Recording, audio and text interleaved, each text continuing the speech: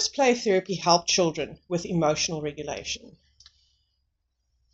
So play therapy is a non-threatening, um, fun, safe way to process what's in your heart for a child. So I want to give examples. I worked with a little girl who stayed in with. She was quite a busy little body. She was 7 and very very busy little girl, and she stayed with her grandparents in a very small confined space. And because Granny was scared um, to let her play on her own outside, she would once she picked her up from school, she would bring her home and she would play inside or hang around the grown-ups. And she started showing signs of emotional dysregulation at school and very anxious and actually a little bit angry. And just to give you an example, so we're processing this. I used sand tray, and she loved horses. She was into horses like most 7-year-old girls are. And she built. I've got fences, plastic fences. She built a cage. It was very simple, 4 fence cage, and she put the most beautiful horse that I have, a big black one, in the middle, and that was it. So what did she do? She processed her feeling of being trapped, can't play, confined, frustration around that through the sand therapy. And it was very clear what was for me it was very obvious what the problem was with her. Um, yeah, children will often say to me that it's so interesting. They will say to me when we do talk, no, I'm fine. And then when they play, when we do sand, for instance, you can see that it's not so. A lot of, I've got a whole array of toys. So, like threatening things like the snakes and the dragons will come out. And you always in play ask them at the end of the sand tray, if you had to pick one to be you, who would you pick? And then it would often be the small, scared one, and the dragon or the snake is the school or the teachers or whatever. So they don't know what they're doing, but it's almost like it just spills out, and it's a very safe way for them to process.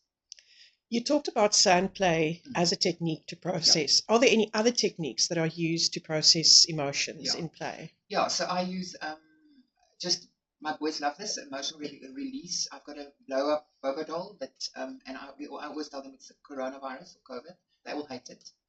This generation came through COVID, so and then I've got a plastic cricket bat, and I just say, well, if you don't do something now, it's gonna come back. It's telling me it's gonna come back, and then they whack this doll and wrestle it to the ground, and there's a huge emotional release just from because it's a safe enemy, and I've got permission from the adult in the room to save the world, and yeah.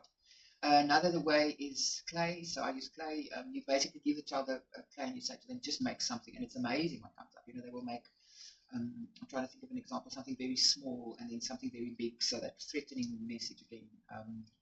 I've got a technique where I put chairs in a circle and I make a spider web out of rope, and then we pin with pegs. We pin their worries, so it's a worry web, all their biggest worries on the web, and then we take it down one by one and we make a plan. So I will say to them, okay, let's say your worry is that your dog will die. What plan can we make to prevent that? And we turn the piece of paper around, and on the back we make a plan, and then they go and they execute, and then they come back and say, okay, how did your plans work?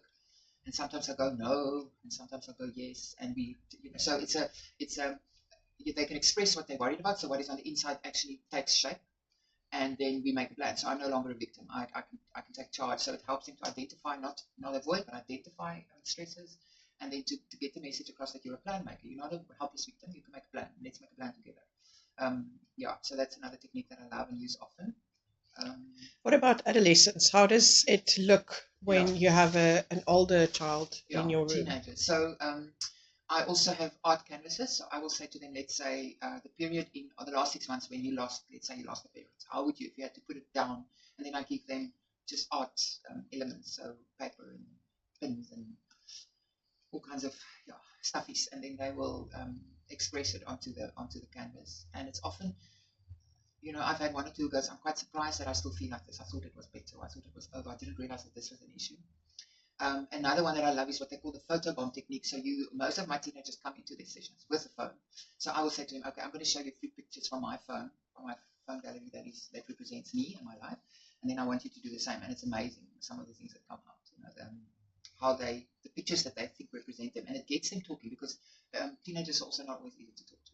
So it gets them talking, and I would say, but why did you pick this one? And they'll go, well, I suppose it's because I feel, and then you get them to go where they didn't want to go before with direct questions. So yeah, that's another. And how can parents identify that their child is actually struggling with emotional dysregulation? What are the things or the signs they can look out for?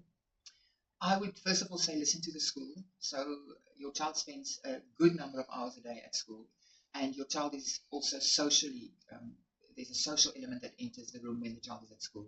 So just listen to the teachers. Don't You don't have to go with what the school says or agree with them fully, but listen to them. Um, so factors, red flags would be social isolation, perfectionism, anxious to make a mistake, hiding things, not wanting to tell mom that I failed the test or that there was an issue at school, um, bedwetting, sleep patterns being disrupted, battling socially, withdrawing into their rooms, shutting down, not wanting to talk.